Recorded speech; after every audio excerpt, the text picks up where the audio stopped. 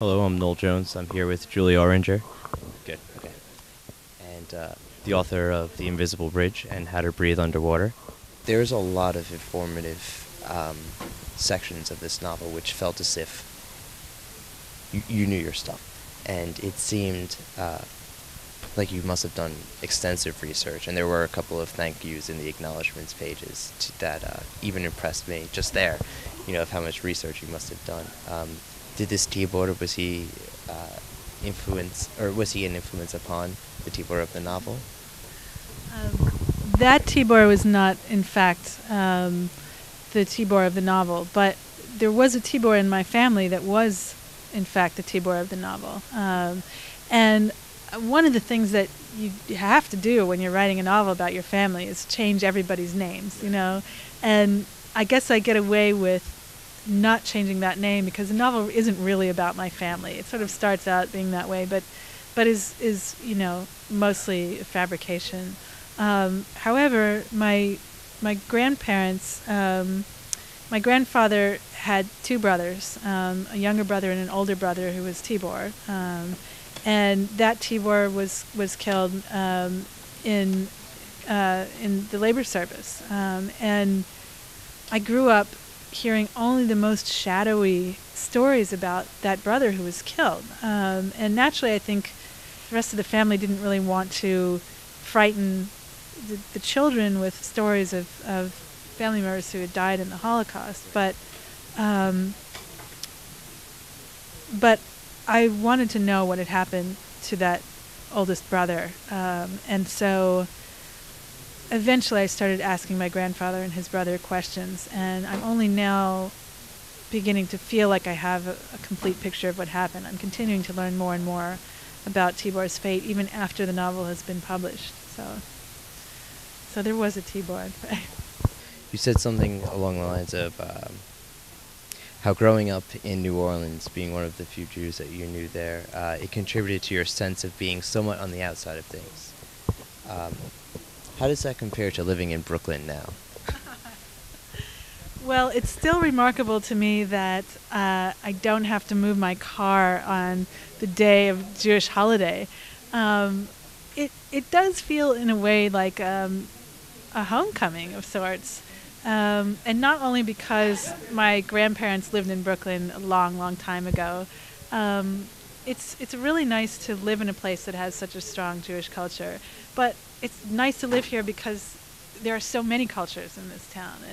And just walking down my street, I can go to, the Greek place and the Indian place and the French place and the Italian place and the kosher butcher and, the Yemeni place and the Israeli place and, just within a couple of blocks. And the smells and sounds and sights of so many different cultures in one city, I think it's part of what makes living here feel like an adventure every single day.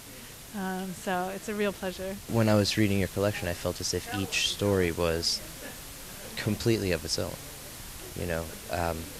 How is it that you found the skill to avoid repetition of motifs, to avoid repetition of or monotonous style almost? Each story was completely different. Where is it that you developed this skill and how? I do think that as I was working on the collection, I felt like I did want to avoid the kinds of repetitions that you're talking about. And of course, the other side of that is that I wanted the stories to be able to work together in a way. I wanted them all to feel as if they were about certain themes that would link them.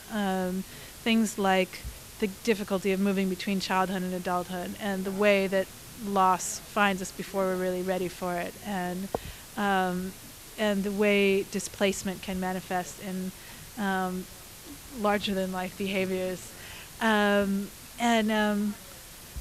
So I guess one thing that I wanted to do was to set some stories in the first person and some in the third person, have some of them feel much more immediate to the character's experience and some be filtered through a kind of retrospective voice. Note to Sixth Grade Self is a story that's told in the second person from an older version of the character, speaking to her own self as she was, 12 years old, 11 years old. The story, I woke up with the first line of that story in my head one morning and thought, oh God, now I'm going to write about what it was like to be in ballroom dancing class as a sixth grader. It's not exactly taken from life, but it's enough like my experience that other people who were involved in the experience have recognized it.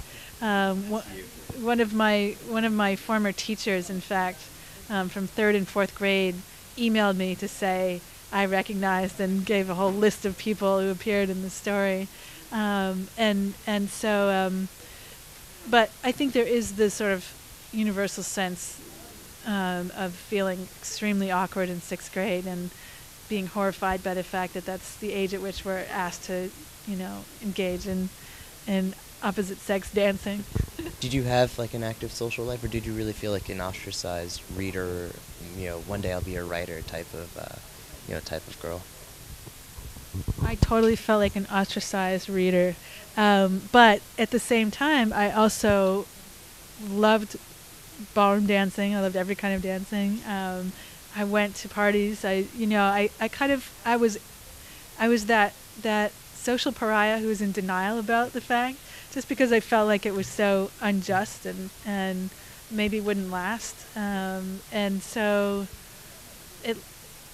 it was, I guess I was an optimistic pariah. And in fact, it took until about late junior high or early high school before I started meeting a lot of other kind of lame, bookish people who could, be drama geeks with me and, then do all of the sort of nerdy things together that people do at that age. And now I'm part of this wonderful community of geeks here in Brooklyn, the, community of Brooklyn writers and artists, and we're all, we've ostracized ourselves into the wonderful world together. And interestingly, the whole artistic purpose of that world is to reach out as widely as possible to other people. And what I end up hearing more often than not is that sense of being on the outside of things socially is pretty universal at one point or another in people's lives. I appreciate everything. Thanks very much for taking some time to talk to us here. And I hope that your second novel comes out sooner rather than later.